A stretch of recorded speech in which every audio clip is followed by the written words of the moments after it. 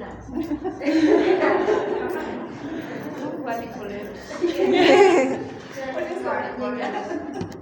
Alexa.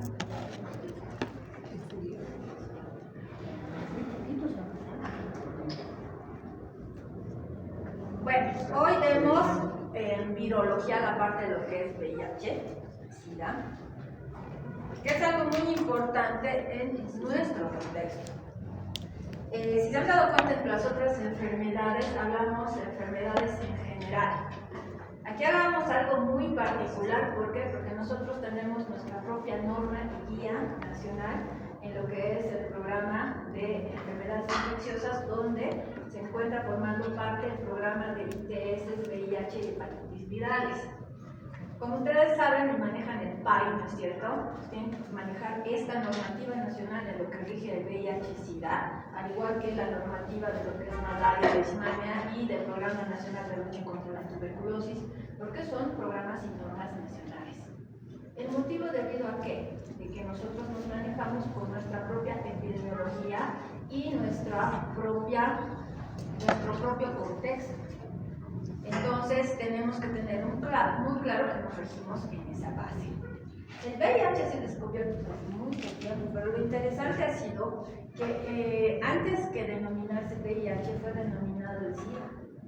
Todo el 81 lo que se vio es la llegada de personas que tenían enfermedades que no eran frecuentes, ¿sí? Que daban a personas que tenían un sistema inmune muy alterado y que en ese entonces estaba sujeto al grupo de homosexuales. Entonces, ahí llegaron a denominarlo como SIDA, un síndrome, porque era un conjunto de signos y síntomas, de inmunodeficiencia, porque generaba un sistema de deficiencia de inmunidad, ¿sí? Adquirida. ¿Por qué adquirida? Porque la persona no había nacido con esa falta de protección inmunológica. Entonces había adquirido algo que le causaba ese problema. Luego de ver todo ese seguimiento, recién se hizo el aislamiento del agente causante. Por eso fue SIDA primero denominado y luego el VIH. Los casos encontrados primariamente fueron en Estados Unidos. Ustedes van a ver aquí cómo ha ido subiendo. Si se fijan, miren, el 81, 234, pero en un año más, ¿no? Más del triple de casos tenían. Y miren, en un año siguiente versus el primero, realmente era un incremento alto. Y actualmente, ¿no es cierto?, el número de casos, según registrados por la ONU-SIDA a nivel mundial, es de 36.9 millones de personas que viven con el virus de inmunodeficiencia humana. Este virus de la inmunodeficiencia humana fue encontrado luego, ¿no es cierto? Se hicieron 2 estudios donde pensaron que era un lentivirus, ¿no?, que estaba asociado a un tipo de HTLV. Pero luego vieron que el virus tenía sus propias características y su propia estructura. Y lo interesante fue que ambos estudios casi surgieron simultáneamente, liderados por 2 autores diferentes en su momento, ¿no?, que se adjudicaron el hecho de haber descubierto, pero a la final, ¿no es cierto?, ambos conciliaron de que evidentemente el hallazgo fue lo mejor que pudieron hacer para generar la posibilidad de hacer seguimiento y tratamiento a las personas que estaban sufriendo por esta enfermedad. Pero en ningún momento, cuando nosotros ya trabajemos, ¿no?, en ningún momento nosotros ya podríamos decir, cuando ustedes recepcionen pacientes, tengo un paciente que me va a ingresar con VIH, tengo un paciente que me va a ingresar con SIDA. No puedo decir eso. Uno, porque es un diagnóstico protegido por ley de confidencialidad en primera instancia, ¿sí? Y en segunda instancia, porque no es lo mismo. Un paciente con VIH es muy diferente a un paciente con SIDA. Entonces, lo primero que tenemos que tener en cuenta es el grado de diagnóstico, que es de confidencialidad, ¿sí? Si yo soy un paciente que tengo VIH y estoy internado por hipertensión arterial sistémica que se ha salido de control, ese es mi motivo de internación, no mi VIH, porque mi VIH puede estar totalmente controlado. Yo estoy en una buena terapia antirretroviral, sigo trabajando, hago mi vida. Mi motivo de ingreso ha sido otro. Entonces no puedo decir, tengo un paciente con VIH. No, tengo un paciente con hipertensión. Que tiene VIH es otra cosa, pero ese no ha sido su problema. Entonces, nosotros, al ser personal de salud, no sé si les han dicho, ¿no? Ustedes como nosotros, los licenciados en enfermería y los médicos, tenemos que guardar muchos secretos de pacientes que a veces ni su propia familia sabe. Entonces hay que ser muy discretos, hay que ser muy directos en la atención y no se puede ir al azar nombrando, porque ya les digo, este es un diagnóstico confidencial protegido por ley. Si yo paciente escucho y demás cosas, hago mi denuncia de vulneración de confidencialidad y les hacen un proceso a ustedes. Pero hay que tener mucho cuidado, mucho recato en los diagnósticos que se van a dar, el diagnóstico de todo. Entonces, ¿cuál es nuestra diferencia entre el VIH y el SIDA? El VIH, ¿no? Es nuestra definición, por eso dice, no quiere tratamientos en adultos antirretrovirales, eso es de Bolivia, ¿no? Es toda persona que tiene resultados positivos de laboratorio que muestran que anticuerpos contra el VIH, anticuerpos anti-VIH o antígenos propios del virus. Ahí yo digo que esta persona tiene VIH y se acabó. Entonces, ¿cuál es la diferencia con el SIDA? El SIDA corresponde a una última etapa clínica o laboratorial, porque el CD4 puede estar muy bajito, en la cual se encuentra esta persona y quien lastimosamente va a tener enfermedades oportunistas que son las que matan. Las personas antes que haya una buena terapia antirretroviral, el SIDA como virus, ¿no?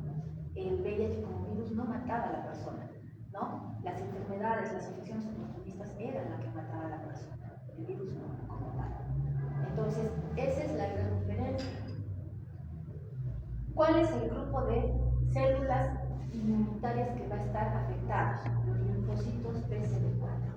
Si bien el virus tiene la capacidad de invadir todas, absolutamente todas nuestras células en el cuerpo humano, va a tener una predilección por los linfocitos CD4. Nuestro rango de normalidad será, yo que sé, un corte de 1300 a 1500 linfocitos CD4 por ml. Y el paciente viene a veces con 100, 150, entonces realmente es una recuperación grande del sistema. Algo que yo tengo que educar y saber. Uno le tiene miedo a lo desconocido. Si no conozco, sigo teniendo miedo. Si no educo a la población va a seguir teniendo miedo y va a seguir teniendo errores. Lastimosamente nosotros, como personal de salud, seguimos siendo los mayores, en todos los estudios que se hacen, el grupo mayoritario en discriminación con pacientes que viven con el virus de la inmunodeficiencia, que tienen SIDA también en últimos procesos de enfermedad. Entonces es interesante que un grupo que debería protegerte resulta siendo el grupo que más te va a riesgo por N motivos, ¿no? Y eso está basado en lo que se desconoce realmente y uno tiene miedo, que son las vías de transmisión. Creo que las vías de transmisión que se ha descubierto el VIH no han cambiado hasta ahora, que estamos en el 2025. Siguen siendo las mismas vías de transmisión. Y si yo sé mis vías de transmisión, pues no tengo por qué tener miedo, ¿no? Las vías de transmisión son cerradas. ¿A qué? Se transmite por relaciones sexuales, vaginales, orales o anales, lo que tiene la mucosa gran capacidad de absorción, ¿no? Entonces, tengo que yo orientar y educar. Acuérdense que nuestra principal función como personal de salud es educar a la comunidad. Y la educación a la comunidad se va desde un punto de vista claro y tranquilo, sin tabús, sin decir, ¿cómo les voy a hablar de estas cosas? Nada. Porque si nosotros no educamos a una población, la gente va a seguir teniendo miedo. Y además, si nosotros educamos una vía de transmisión compartida, se está protegiendo las otras vías también, porque la misma vía de transmisión tiene todas las IGS, sífilis, gonorrea, ¿no? Hepatitis B. Si sé cómo educar para prevenir una, estoy preveniendo las otras. Entonces nosotros salimos ganando, porque estamos protegiendo a una población vulnerable. La siguiente vía de transmisión, ¿cuál es? Mamá-bebé, ¿no? La transmisión vertical, mamá-bebé. Puede darse durante el embarazo o en el momento del parto. Antes a todas las mujeres se países, si no me equivoco, aquí también ya mujeres que tienen una carga viral no detectable, que están en un buen esquema de tratamiento, muchas veces van al parto, ¿no? Pero siempre era prioritario que vayan a cesárea. Hasta el momento no se ha quitado, por ejemplo, lo de suspender la lactancia materna, porque es donde se prepara a la mujer que va a tener su bebito a que no le puede dar leche, porque una de las vías de salida del virus es la leche materna. Entonces era una forma de bloqueo hasta ahora de evitar que el bebé, si no había tenido la posibilidad de adquirir el virus en el útero, pues a través de la leche materna lo podía hacer. Entonces tenemos la transmisión vertical mamadera. Y la otra vía, ¿cuál es? La parenteral. En la parenteral tenemos lo que son las transfusiones sanguíneas, que ahora los bancos de sangre hacen test para todos. Si ustedes van algún día a donar sangre, les van a correr, porque son donadores, todo. Les van a buscar sífilis, les van a buscar Chagas, les van a buscar VIH, todo, porque tiene que ser sangre segura la que van a poner a la persona que va a recibir. Entonces los sistemas de depuración de los bancos de sangre son muy buenos. Tendría que ser un periodo ventana, pero muy casual, en la que la persona no esté generando todavía anticuerpos y no pueda ser detectado. Sería muy casual. Otro grupo de riesgo grande siempre eran los que compartían jeringas, ¿no? Los ADP, los adictos a drogas parenterales. Por ejemplo, aquí nuestro país no consume mucho heroína, por ejemplo, ¿no? Estados Unidos utilizan fentanilo, utilizan heroína, muchas cosas, y comparten las agujas. Entonces era otra forma de transmisión. Nosotros como personal de salud estamos frente a los accidentes punzantes, ¿sí? Atendíamos estudiantes más que de medicina, de enfermería, que estaban haciendo su internado rotatorio y que venían con accidente punzante. Si yo manejo bien mi bioseguridad, pues no va a pasar nada. ¿Por qué? Porque yo puedo tener VIH, pero puedo estar en un momento en el cual no tengo síntomas. Ni yo sé que tengo el diagnóstico, ¿me entienden? No necesito saber que una persona tiene un diagnóstico para recién tener bioseguridad. Si la norma de bioseguridad dice que a cualquier persona se la debe atender sospechando que tiene un evento infeccioso, mi norma de bioseguridad está plena. Sé que debo tener barrera de aislamiento, ya sea cutáneo con guante, ya sea respiratorio, a qué yo estoy atendiendo.